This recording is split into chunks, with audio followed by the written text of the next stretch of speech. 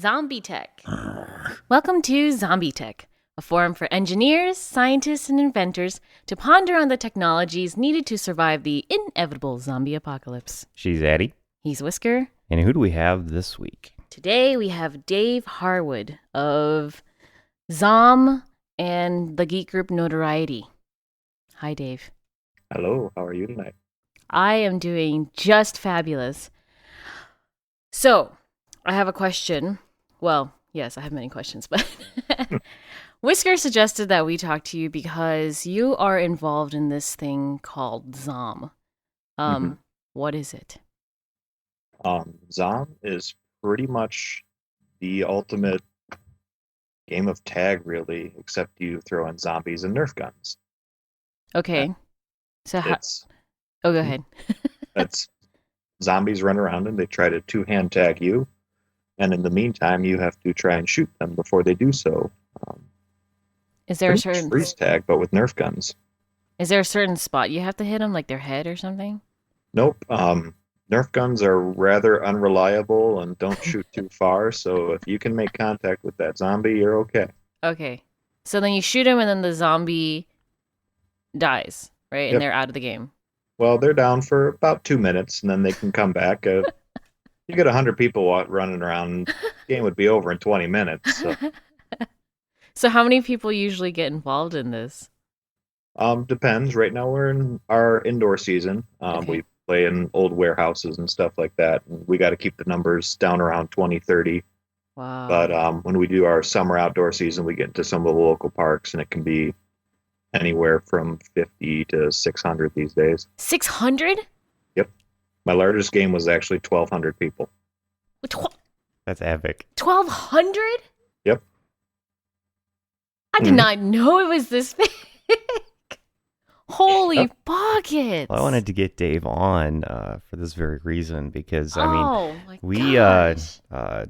dude, Dude. a lot of people listen to this show, but like more people show up to Dave's events to pretend to be zombies and try to eat each other than actually listen to this fairly popular show. It's like that's a pretty impressive feat to get that many people in one place to do something that silly and awesome. All right, so wait a minute. Is this a game you came up with? I actually did not invent it. Rob Bliss, who is a local celebrity, does a lot of stuff with the city. It was his original just kind of urban experiment and started with 12 guys in a park. And a couple games later, I heard about it, and I showed up to class the next day, and it's the guy I've been sitting next to in choir for the last 2 months. That is too funny. That is ridiculously funny. So so you've been running these then, or? Excuse me. Yeah, about season 2, he got really busy. He started doing a zombie walk here in the area and Okay. a bunch of other urban experiments, and he got so busy, he was just like, Dave, can you take over? And I went, course, Yeah. why not? So then how do you get the word out about is it just like a listserv or is it like word of Lately, mouth? it's just, after season 1, it's been nothing but Facebook. Okay. Really, all it's been is we put it out on Facebook, and people drag their friends and, tell their classmates. Gosh. This year, we might do a little more advertising, but And you guys haven't had like any problems or anything like with all the number of people. Oh, I'm sure they probably have. we've had some interesting problems. My numbers took a serious hit because we had to institute waivers. It was getting so interesting. What do you mean? I've had people showing up just trying to tackle people. That's all they wanted was to show up and beat on people. Oh, that's not cool. Yeah, but luckily I'm 6'4" and about 295 pounds and a mixed martial artist, so it's always fun to run into those guys. Excuse me. Do Yeah, you know what you're doing Dave's here? an impressive looking man. He looks like a Viking chieftain or something. Which is totally awesome, by the way, and your singing is amazing. Well, thank you. Yeah. We heard, I think it was either the Christmas episode or something like that. Yeah, and that would have been the Christmas card. Yeah. For those of you who don't Freaking know, awesome. Dave is working with the Geek group, and that's a hackerspace in Grand Rapids, Michigan. And they release this almost daily behind-the-scenes video as they get everything up and running. And sometimes random things will happen, and one of those random things was Dave doing basically opera. An amazing rendition. In this giant high voltage lab. And that was pretty cool. Thank you. Was that like, was it planned or did you just suddenly belt into it? No, it was, Chris was talking, he just wanted to do something for the Christmas card, and they hadn't been doing much trying to get the new building. Yeah. He said, hey, Dave, sing something. And everybody else was off doing other stuff, so we rolled with the camera, did a couple different shots and songs, and amazing. He let that one out. Amazing. Very, very impressive. If you guys haven't already, you should check it out. So Whisker also found you kind of sort of through the Geek group. And as he mentioned, it's a hacker space. But could you tell us a little bit more about what goes on there? Well, it's more than just a hacker space. Really, it is the hacker space. It's got members in almost 160 countries, all 50 states. It's got over 4 million hits on YouTube on one of the channels. 500,000 on Chris's personal channel. The radio station is starting to take off. The live stream's taking off. But really, it's just a place where people can come together, play, learn, hack, build, develop anything and everything at their own rate, from lightning and high voltage to just working on your car and shooting a video, and everything in between. Now, so you mentioned having a lot of people from just all different countries. Is there, and besides the videos, is there another online component like forums or something that these people can get involved in, or how does that work? Yep. If you go to thegeekgroup.org, that's our forums. There's about 6,000 geeks involved in it right now. Nice. And it's just, hey, I'm looking to develop this. Any suggestions? And just take off from there. Okay. If you're in the area, you can bring them in person. Gotcha. We have people fly in too. Wow. So it's a bit of a global hacker space then. That's very neat. Very neat. And so we're trying to develop we've started talking about developing a hacker space in Rochester here in we did a live presentation for IEEE a couple weeks ago. Yep. And a lot of the local people here, the engineering community, was like, what is this hacker space of which you speak? Right. How can we do this? Right. Can you guys help us do this? And we're like, I know some people. I'll ask. Right. And so, what are some of the challenges of having such a large hacker space or benefits? Well, the benefits is definitely how many different people are just involved in it on a daily basis. It's amazing. You'll get 20 people, 30 people in person, and then we'll get like a chat room going, and now you've got another 100 people giving an input. And if you put it out 2 weeks later, you'll have over 100 some people who've commented, hey, here's a good way to do this, that, and the other thing. Good example, we've got a 97 Lotus Esprit sitting around. 155 of them made it to the U.S. Yeah. Send it my way. Do the make Addie happy fund. You'll be richly rewarded in this life. Karmic awesome. Now that's the one that they're planning on doing a full electric conversion to, right?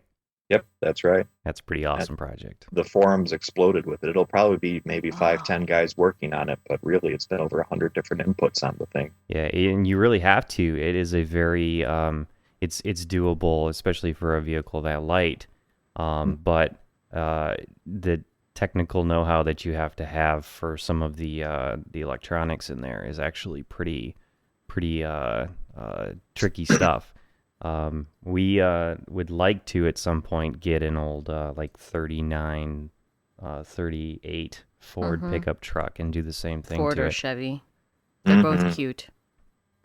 And get that. Our zombie truck. Yep. There you go. Yep. Called Deliverance. Got him on a Vulcan in the back of it. So, really, you can send that over. I'll give you our address. No problem. No problem. I think I might have several thousand people hurt me if I did that. Sorry. Come on, folks. It's a It's good an cause. $80,000 car, and It's a we great donated. Wait, it was donated to you guys? Yeah. What? Somebody got a nice write-off. Yeah, got a really nice Gosh. write-off. Anything you ever see at the Geek Group is donated. That's amazing. And So if then, we have to pay for it, it comes from donations. So, in essence, everything in that building, including the building, is donated. the building's donated too. Oh, that's great. That's great. I thought you guys had to worry about buying, like paying off. We're in a land contract right now, but it's from donations from people like you and all over the world that are making us be able to pay it off. Gotcha. So, then so one of the things that I saw in this hackerspace manual quasi thing online was that if people use items in your hackerspace to work on their own projects, then they have to pay for them. Since, like, how do you guys deal with that type of thing? Well, the way we're doing it is like if you want to come in and build a robot, Mm-hmm. well, you end up bringing a couple of your parts, and then you need to use like a pneumatic valve or something like that from us. Sure. Well, if you're taking the robot home, I want surplus price for it. Sure. I just want to be able to replace that one pneumatic valve. That's all I ask because it's not new for us. We tore it out of something, a decade ago. Now you're using it. I just want to be able to replace that part. Mm-hmm. Now, if you want to leave it there and, say, hey, do whatever, well, hey, thank you. And we'll just put it back in parts, or if it's really cool, we'll put it on display. Sure. And it does seem like that's what a lot of people choose to do with their projects is just sort of gift them to the facility because it's not just a hackerspace. It's also an educational center for the community. So any sorts of projects that could be just set up in their front lobby for kids to play with, Mm-hmm. it seems like a lot of people are interested in doing exactly that.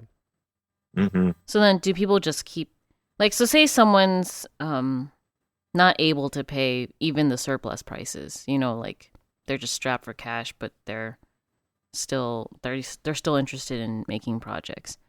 Well, they get a really big Dave to like bust their kneecaps and Well, no, tip them upside down and shake their lunch money out of their I pockets. don't think he'll do that. I mean, if I had a Dave, pretty sure I could get paid. You Michiganders are too tall. I don't know if I want to say thank you or... Dave the Enforcer. So, like, can people just keep their projects there for a long time, or really on a case-by-case basis? Sure. Okay. If it's just Joe Blow off the street wants to build and do nothing with it and just wants to have it, well, I might have a problem with that. But if they want to, maybe make up for it with donations of time, or I know eventually we're going to get a program that would help pay for stuff like that. A lot of it's still in the development phase as we're getting ready to open. So Right. So you guys are particularly busy right now, then. Yeah. It's And- interesting to say the least. A while back, a non-member tried to get away with not paying the surplus fee for some copper that the crackheads stole out of the transformers out behind the building, and they caught him on tape and Did they get him? brought it to the television stations, and the television We stations didn't even have to played bring it to them. We just put it up on the website. The television stations picked it found right it and up. ran with it. Yeah. Oh. So Did they catch them? I don't know. I kind of just filed the police report and washed my hands of it. Sure. Just let them take care of it. But now every crackhead in the neighborhood knows our cameras work and we're after them. So, That's a Nice. pretty bad neighborhood too, yeah, unfortunately. not the worst, but not the greatest. Right. But hey, there's a lot of people who, they're benefiting from it. They're going to benefit more. So, Right. why The great do outweighs the good bad. neighborhood where they have it all? We chose the bad neighborhood for a reason, so people could learn and grow from us. That's Yeah, awesome. I personally am very appreciative of you guys doing that in the area that you're doing it, because Michigan really, really needs places where people can go to learn how to do useful stuff. And I left the state because it's so bad. I had to get out of there because like the economy there is completely crashed. It's gone. It's dead. So, like, really, thank you. Yep. Quite welcome. So you are the assistant executive director, is that correct? That's correct. Okay, and what is your role in the Geek group? Oh, it isn't my role. Oh, I run pretty much the day-to-day operations. I'm Chris when he's not in the building, keeping volunteers in order, making sure paperwork gets filled out and filed properly, making sure, people don't kill themselves or the equipment in that order. Yeah. So, Just making sure the flow happens. and I'm assuming you didn't have any experience with doing that stuff before getting in, or did you? ZOMB actually was my experience. Okay. All right. And ZOMB has got to be like herding cats anyway, so. Exactly. When you get, 600, 700 people running around a park, it was very interesting. Actually, the first time I met Chris, he came out to a ZOMB, and it was, well, how are you controlling all these people? Well, I've got like 50 refs. Well, where are they? Exactly. Yeah, nice. And I had waivers and, people running registration. And, well, how do you file this and come up with it? I found an example online and went with it. It's how my brain works. Sorry. Now, what are these waivers? Because I was going to ask before, but... It's just for ZOMB, it's just a hold harmless agreement saying that if you trip and, break your arm, it's not my fault. Oh, sure. Or if you're being dumb and I have to kick you out of the game, if you end up getting hurt because you're struggling or I accidentally damage something, right, it's not my fault because you weren't following the rules. And luckily, we haven't had to go that far, and the local sheriff's department knows us really well. So good. if ever that problem arose, I can just call them and problem solved. Good. So then, does everybody who goes into the Geek group have to sign a waiver in terms of? Oh, okay. Yeah, there's 3 different waivers you have to sign. One is a hold harmless, which is you get hurt, not my problem because I told you not to touch it in the first place. The other is a video photography release, which says we're going to take your picture and put it on the internet and mock you. Deal with it. Nice. And then the last one is the most backwards non-disclosure agreement you will ever read in your life.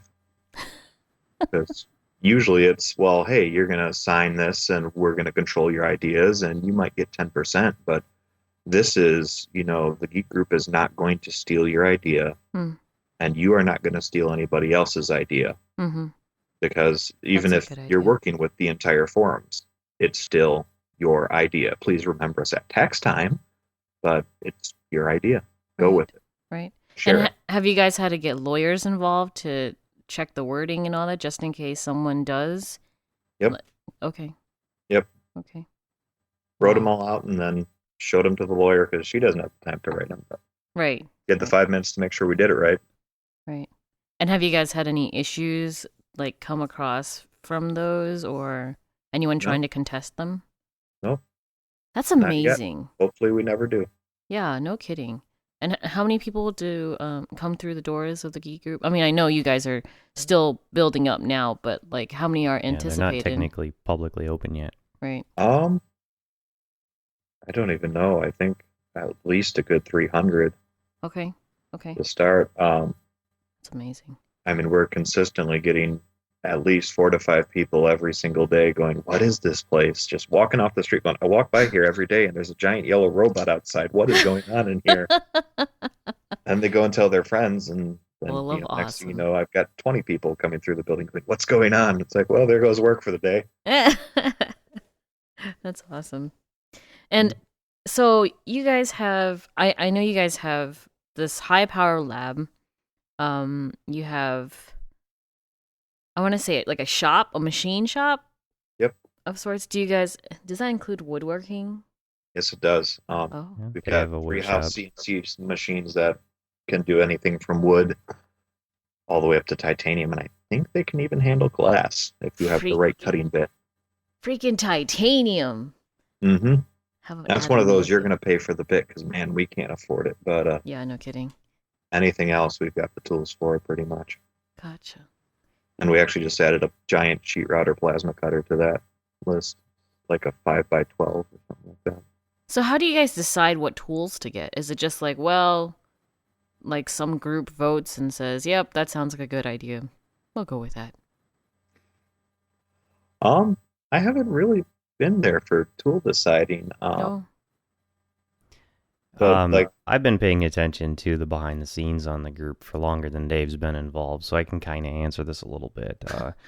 A lot of the larger tools are from mutually beneficial situations. So, like, because they're Okay. nonprofit, Yeah. a company can donate the stuff to them Yeah. and get a massive tax write-off. So it's good Sure. for them to do it. Sure. And they also do a lot of video production as their business. So a lot of times there'll be some video production involved for the company too. Mm-hmm. So for the Haas stuff, for example, they're doing a massive series of instructional videos for Haas equipment. Okay. So Haas is more than happy to say, here's a couple of machines. Because it's kind of like advertisement. You for guys them. can have these. We get the write-off. And now we'll pay you guys money to produce a bunch of instructional videos on them that we can hand out to our community. Mm-hmm. So it's mutually beneficial. And then a lot of the rest of the tools are just simply somebody was brought one with them to the group, and they're like, oh my God, we don't have one of these here. We could really use these. And they'll mention that in the video, and then they'll get donated 6 of them. Wow. Oh, I guess that's true. Like the flag thing that you guys are doing. That's that's gotten a little. They've got a little really, really, hardcore. really large demonstration hall in their building, and they're in the process of slowly getting flags from every single country and state where they have members and hanging them up auditorium style up in the ceiling, and it's going really well. Well, it's going insanely well. I mean, Yeah. 3 to 4 flags every day. That's awesome. And then you get New Zealand and Australia who are competing to send us the most flags, which is a little ridiculous. A little ridiculous. What are you guys gonna do with all the extra ones? You gotta love geeks. Go in storage, fly them proud, put them on a set somewhere randomly. If anybody wants an Australian flag, please just contact the Geek group. That's awesome. Gosh. So a lot of people have their own individual projects that they can, work on there. Does the Geek group itself have any group projects that it gets a whole bunch of people to work on at a time? A couple of them. One of them is the Lotus. Right. The big one the last couple months has been Project Stomper. It's a scary machine. It's a impulse generator that shrinks quarters currently to about the size of a dime. Nice. Weight doesn't change or anything. Nothing actually touches it. It's all done electromagnetically. Wait, the weight doesn't change? No, weight stays exactly the same. We're literally getting rid of all the space between the atoms. Well, that's really compressing the mass to a small area. A couple weeks ago, we were talking to Willow Blue, and she's a girl that runs around the world basically and visits all sorts of different hacker spaces and stuff. Okay. And she was late to her interview, Willow, because she was doing her laundry, but when she went to pay for the dryer, she pulled out her quarters out of her pocket and realized that she'd used all of them in a quarter shrinker at one of the hacker spaces that she'd been at earlier that week. And I instantly thought of what you guys are working on. I'm like, yeah, that's awesome. Mm-hmm. So then what do you guys do with these quarter shrinkers besides shrink quarters? Is there anything else you can do? Right now, that's just a start, but okay. You look at a laser. Why did they develop a laser? It was, here's this great concept. Let's see if we can do it. Now it's in everything. Sure.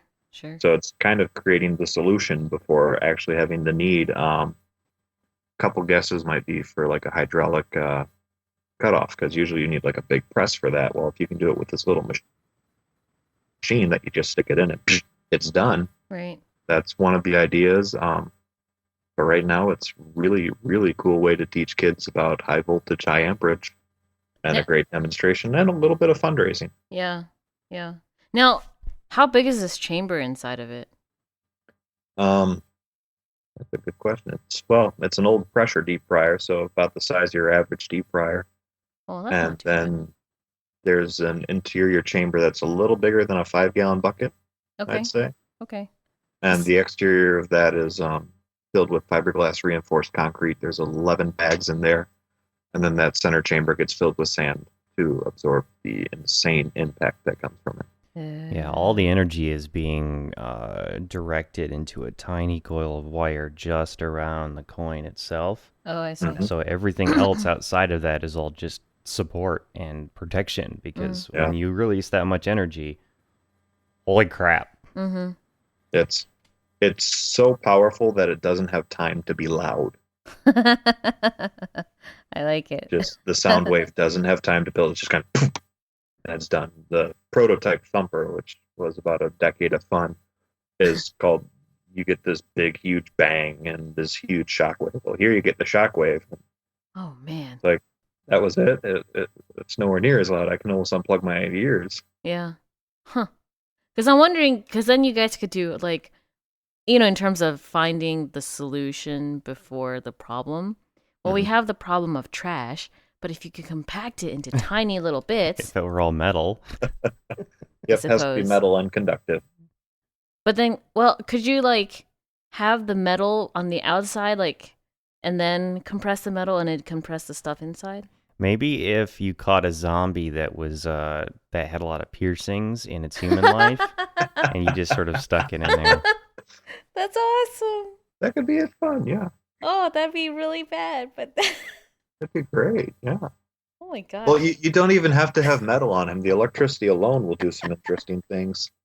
Well, yeah. We were wondering because I think we've had a few guests decide on tasers for their weapon of choice, and just I don't know how a zombie would react to a taser, but I think the Geek A group has freaking- good a freaking- facilities for doing some R&D on ways in which electricity can affect zombies.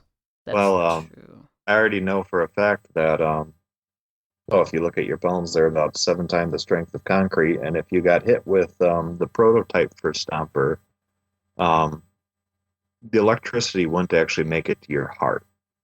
Okay. It would super boil the marrow in your bones and set off your forearm like a pipe bomb. Yeah, I know a guy that happened to. He was a lineman, and it blew hundreds of holes into his arm, and they basically just cut it off at the shoulder because it was just riddled Emascerated. with piece of meat. Yeah. Yeah, it's pretty brutal. Luckily, we haven't had that problem, but Yeah, I know. that's kidding. what would happen if you were to hit a zombie with that much electricity. Now, if you hit it in the chest, I'm sure it'd be more than effective. But zombies can still crawl with their This is arms. true. So, are there any plans on adding a couple lines to the waiver for Zom? Like, okay, if you get hit with the dart, you're a zombie for 2 minutes, and if we catch you, we can bring you into the high voltage lab to test our anti-zombie arsenal. Yeah, that's not a bad idea. I'll try that one of these days. See how it You'll goes. try that one of See these if days. anybody will sign that. Small Mhm. fine print at the very bottom. We may use you for zombie experiments. Well, That is not- horrid. Yeah, just see Horrid. if anybody catches it. That's awesome. So you have the Lotus. You guys have what is it, Stomper? Yeah, Yep. Stomper. Any other big projects you guys are working on as a geek group? Project Gemini actually just took some repairs. That is currently the Oh. world's most powerful Tesla coil The worlds. Yep. Wow. and histories. Just in general, it is the most powerful Tesla coil ever built. Not the biggest, but the most powerful. Wow. At 200 kVA, kilovolt amps. And you're one of the people that actually runs that Yep. on the demonstrations for the public, right? Yep, I actually just had to do surgery on it this weekend. We had Holy a buckets. coil blowout, and we replaced the secondaries, is what they're called, the big tall copper pipes that everybody always sees, or the Mhm. copper wound pipes. Mhm. One of them had a wire splice on it, and we had to replace those coils. And I had to manipulate some plastic to get the coils in place. Now, was this a DIY? Okay, I shouldn't say DIY because you don't want to do it yourself, but like, was this something that you guys actually made by hand or was it bought? It was made. Made? Yep. Wow. So then who did all the calculations and such for That making would sure you guys wouldn't die? probably be part Chris and part Mr. Kidwell. That is exactly correct. Oh. My God. I mean, to have all of that, I don't know. It just amazes me that Those high voltage guys, they're crazy. they are a little crazy. Thank you. We sort of collect high voltage people on this show, honestly. True. Let's see, we had John Cohn a while back, and he was on Discovery, a TV show called The Colony, where they sort of threw these guys in a warehouse for a couple months and said, okay, survive. Mhm. And one of the things he built was a Tesla coil to generate ozone and use the ozone to purify water from the LA River. And yeah, so there's another. I think they also built a spark gap radio using Tesla Spark coil gap principle. transmitter. Yeah. Stuff. Highly illegal, but yeah. Yeah, so yeah, some really fun high voltage stuff on this show from time to time. Gosh, I'm too scared to play with that stuff. I say that, but Well, I work the nice with thing about that stuff- repairing my Hammond organs, which have tubes in them. So that's like 240 volts or something. But the stuff you guys doing, crazy. Well, like the small one's 30,000 volts, but you can get struck by that all day. It won't even make you flinch. It's just not enough current. Not enough amperage. Gosh. And it's pulsing at such a fast rate that you don't even notice what's going on. Are there any plans to, say, modulate the coils on Gemini to do the fun sorts of tricks where you could play music? Gemini itself cannot do it. It's an original Tesla design, but we can take the big tall coils from Gemini and put them onto a solid state Tesla coil and make it play music. And then the next big one will be Project Zeus, which is the world's largest PVC you can buy. It's 22 feet long. Wow. Piece of PVC pipe weighs about 3/4 of a ton. I think it has a 2-foot diameter. Wow. That'll throw about 150-foot lightning bolts and play music at the same time. And play music. It can play your MP3s. We're actually working on that, yeah. Our smallest Tesla coil is actually the world's most advanced Tesla coil at this point in time. Wow. It can play up to a 10-note chord and insanely fast melodies. And the first day we did it, we had somebody come back and we were almost getting speaker quality out of it. Wow. That'll be one of the next big developments, is actually getting speaker quality out of it and then making it huge. Sure. Now, And it kind of surprises. Okay, so don't take this the wrong way, but it surprises me that a nonprofit organization, Hackerspace, would be the one to have the world's most advanced Tesla coil, as opposed to, say, an R&D lab, of some tech company, right?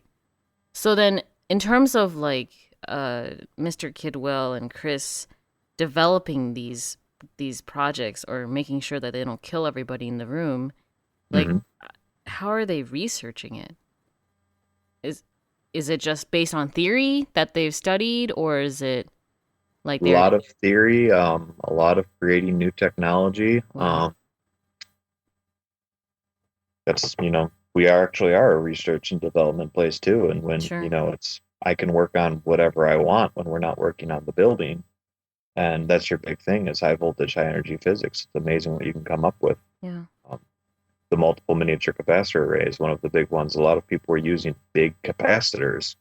Yeah. And Chris's question, well, why use a big capacitor when you could use multiple small ones to do the same job? And now we have the world's largest multiple miniature capacitor array, and we have yet to blow a capacitor on the thing, and it's been running for several years. Usually you get 4 or 5 shots out of a big capacitor. So. Interesting. Just that big why question. The second you stop asking why, or how could we make this better, it's the second you're done. And a lot of places where well, no, that won't work, or you have to do it this way. And well, why? Here, Yeah. let's see what happens when we do this. And Right. it's amazing where it's gone. Right.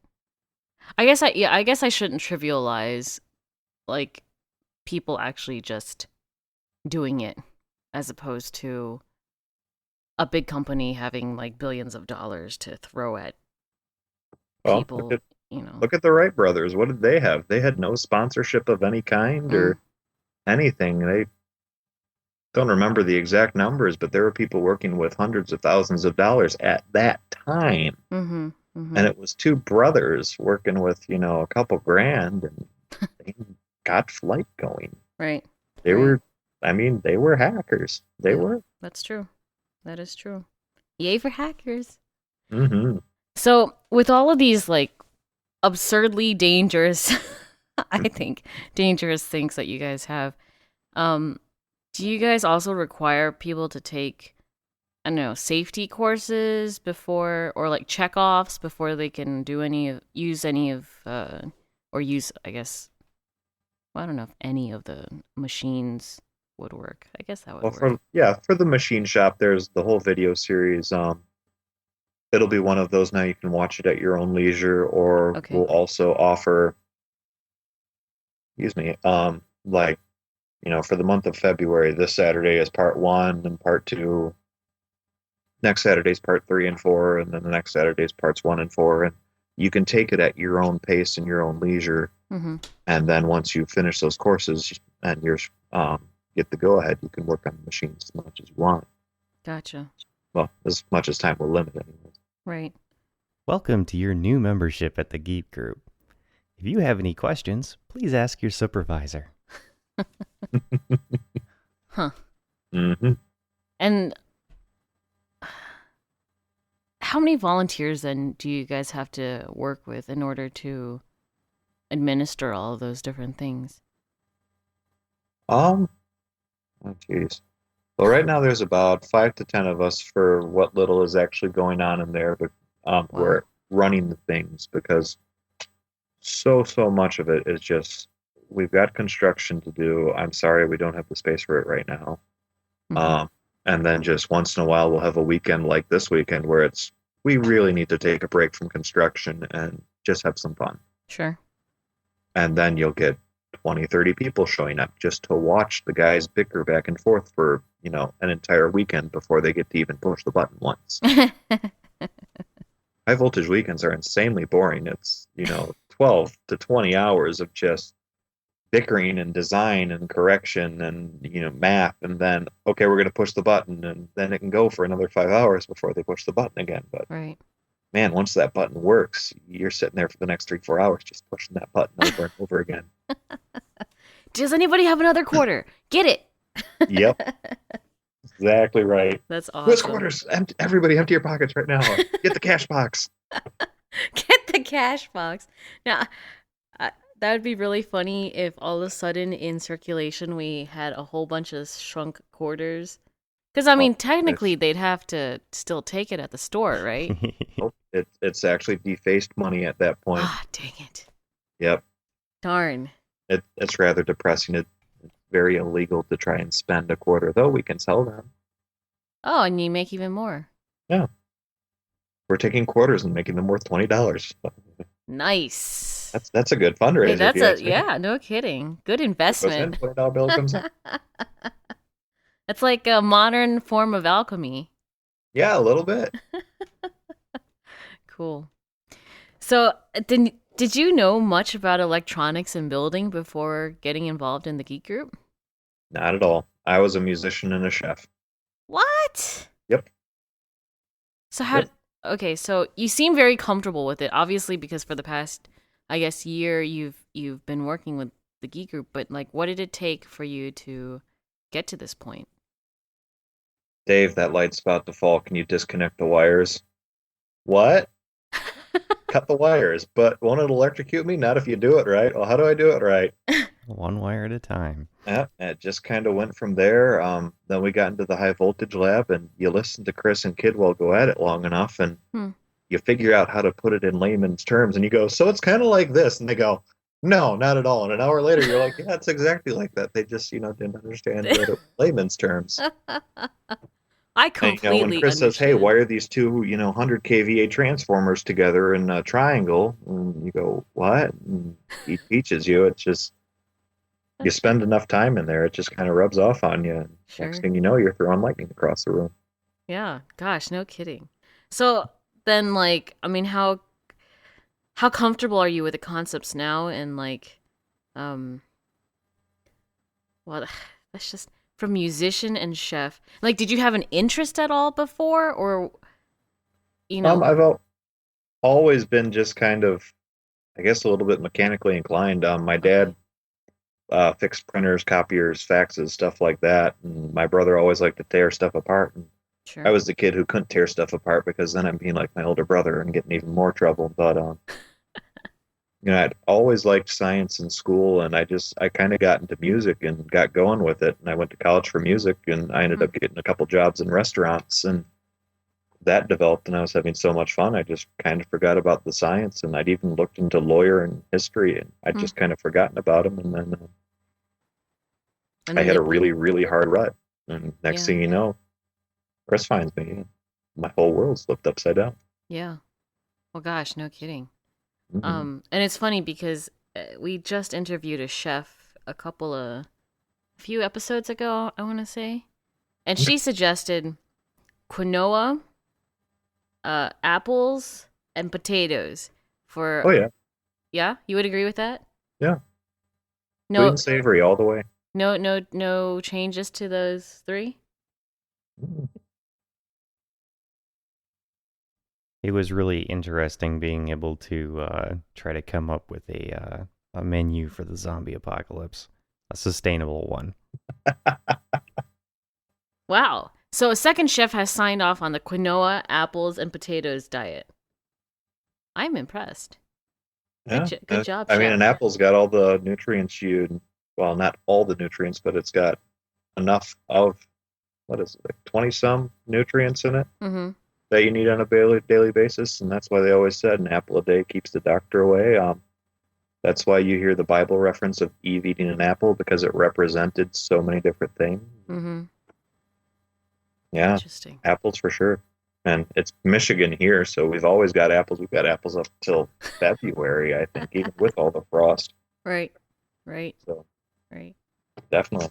Interesting. And potatoes, gosh, those will stay good for months on end. So agreed. That's awesome. I mean, I can't. We've got a pretty good bunker here, but if things really hit, I think it wouldn't be too bad of an idea to head back home to Michigan. Geek Group Yeah, definitely. headquarters I would mean, not be a bad it's a idea. big concrete bunker, pretty much. Dude. My Hex yeah. my family has a very large apple orchard up in Hart, so I can score you guys a lot of apples. Okay, you've just earned safety for a couple months. Sweet. Excellent. And if you guys are willing to take in some of our team, we've got MRI machines and capacitive powered, I don't know what. Oh gosh, I can only Power imagine the trouble generating that the Geek Group floors. would get in with an MRI machine. That'd be We terrible. have several. What? We get X-ray machines, MRI machines. They're old, they're decommissioned, but Do they work? one of those, if you plug this in, you're going to have radiation. You're just using it for parts, right? And we go, because I am not going out that way personally, but it's got a lot of fun high voltage parts in it. So you Worst guys comes actually to- haven't used it then? Not as an MRI or an X-ray machine. No, Ah, damn. no, no. We were thinking of using an MRI as a railgun for zombies.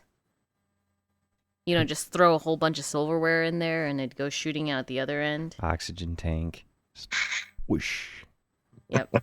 Or like if you scan someone and you see that they're a zombie, then you just throw a bunch of quarters. Shrunken quarters! There we go. There we go. There's a... Okay, that's not very nice, but... maybe tell them to say goodbye before they completely Only amongst start geeks slobbering. would it make sense to shrink the quarters before using them in a blunderbuss. Well, Exactly. I mean, you gotta over-engineer it. Well, it's even better. We can shrink dimes. Can you? Yep. Dimes will get down to about the size of a small shirt button. Really? Oh, yeah. I can't wait to make my shirt. Dude, It'll be interesting when they get that. They've only done testing on That'd the be very cool. prototypes. It'll be interesting when they get it up and running because I'm interested to see what that particular unit does to coins that have more than one alloy in them. Yeah. Mhm. That was The actually this different weekend metals that it will got up and shrink. running. Go ahead. That was actually this weekend. Oh, okay. All the painting's done, all the mechanical's done. Last I heard, they'd been firing it for hours on end and begging people for quarters. And we found the exact wire we need and everything in between. Now they're just having a hoot and a holler. So then if people send their coin collections over, they could get them shrunk. Yep, we've actually had several sent in. Guy sent like 20 different coins from Sweden area. Oh, cool. Yeah, and wants to see what they'll do. Yeah. And you get the gold-colored metals and those silver exteriors. Right. It's really cool to see what happens. That would be really cool. Mm-hmm. And then you guys can make like those collector sets. Only Exactly. yours for $19.99 plus shipping and handling. Mm-hmm. All right, so Dave, when you guys are doing summer season ZOMB outside, and there's a whole lot of people, Mm-hmm. how creepy does it get when you've got a couple hundred zombies running around a park in the dark? I mean, do you ever have any of those moments where it's just like, wow? Yeah, actually, I spent the last 3-4 years not playing Oh. just because it's been every 2 seconds somebody calling me on the radio or something for this, that, and the other thing question, or hey, these guys are doing this. So it got to a point where I just sat back and said, well, I'm just going to walk around the park and ref and, make sure everything's going okay. And there are days where you just sit on top of the hill and look down and go, man, I made this happen. This is the coolest thing ever. You'll see this poor group of 5 humans and this mob just sweeps over them and the mob keeps going and you see the humans are down and Oh. yeah, it's a good day today. My gosh. It's really rather epic to watch, especially you get, a little bit of light from the highway. You can see the whole park from the right place. So what's the best tactic that any group of like poor surviving humans have done? Crawl and shoot. Crawl and shoot. You just keep on moving. One of the rules of the game to actually keep it running is you can't camp for more than 3 minutes. Oh. That and you can't use woods because, well, it's dark out. You go running in the woods, all kinds of problems arise. Plus, Nerf guns, the darts don't fly too well through branches. Right. And just trying to figure out who shot who. So it's, well, you can go 3 feet into woods for cover. Okay. So now the humans have an excellent challenge on their hands. And if they can figure out how to manipulate that to their advantage, they're set. There's also a lot of tall grass in the park. And if you know how to army crawl, Mm-hmm. just keep crawling from spot to spot to spot. You know how to Gosh. get under a tree. A lot of people don't understand that. Like a pine tree has a nice pocket under it. Yeah. This is like so much better than paintball. Hurts a lot less too. Yeah, no kidding. No welts.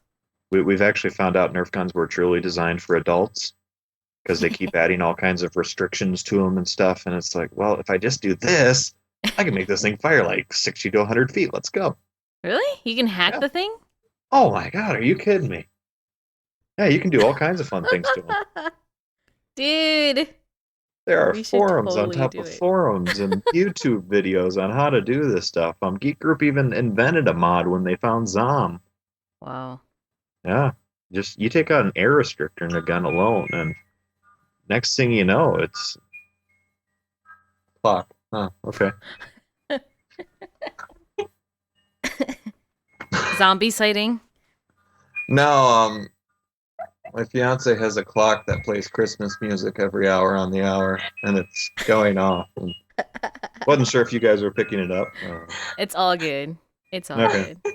We have a friend who has about 30 I don't know, how many clocks do you have, John? It's like 30 some clocks or some ridiculous number, and every hour on the hour they're like grandfather clock chimes. They actually It's amazing. They set their clocks wrong so that they don't all go off at the same time. They just go off constantly throughout the day. It's like, why do you do that to yourself? Oh, well, after a while, you block it out and just drive your friends crazy. Pretty much.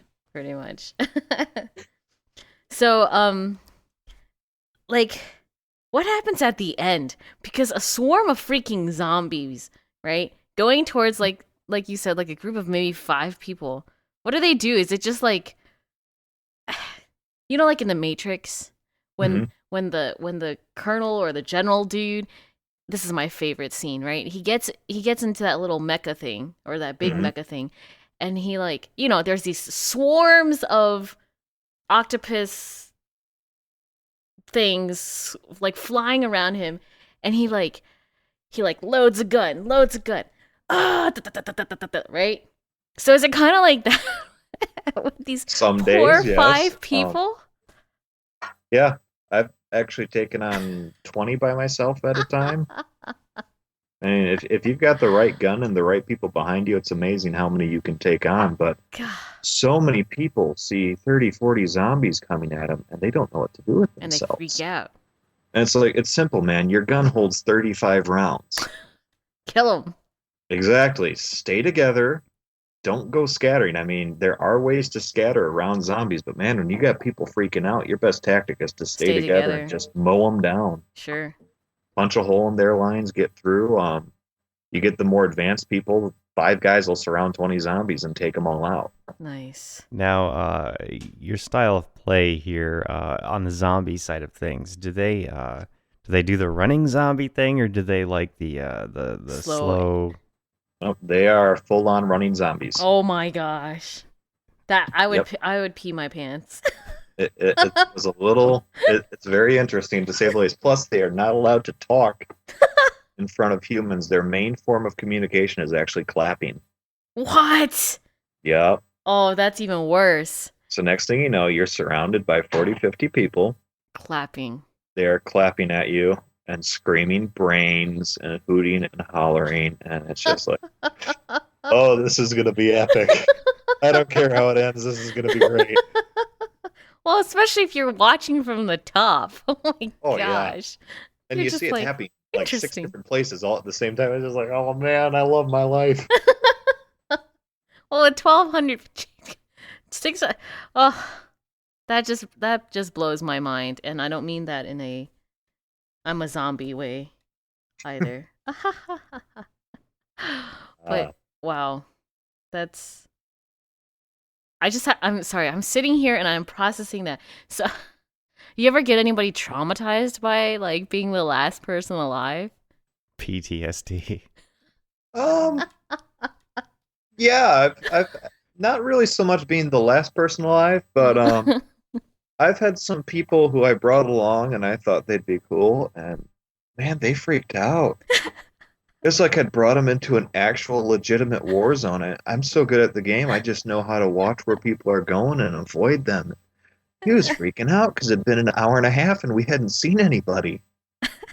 It's like, dude, they're all over there. How do you know, man? How do you know? I've been doing this for 2 years. Okay, so then what happens? Okay, so you empty out your 35 rounds, right? Yep. You can't pick them. Do you pick them up?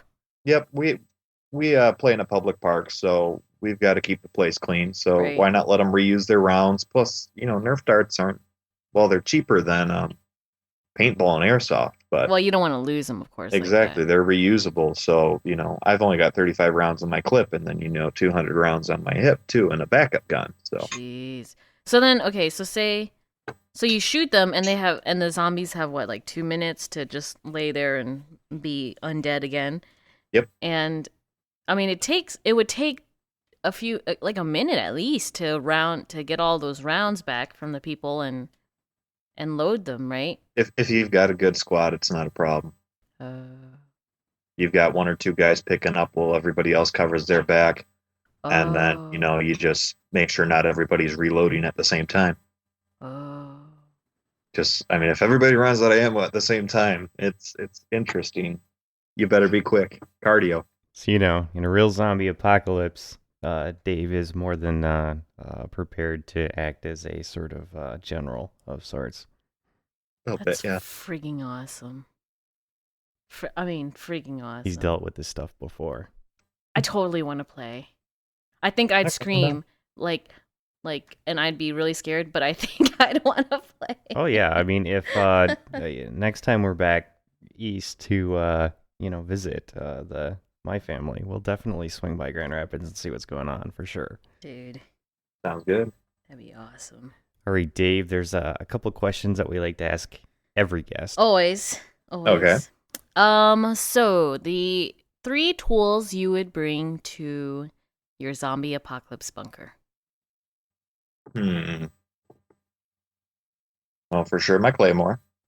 Okay. Not Vietnam claymore. Those would be nice, but I've got a basket hilted claymore that is razor sharp and can take off several heads at once. Nice. For It's a those must. of you who don't know, a claymore is a very, very, very large sword. It's actually a very small sword. It's Compared to basket Dave, hilted it's weapon. small. A lot of people confuse the claymore as the big long what's his name, Braveheart weapon, and that's actually not accurate. That's a clay something else.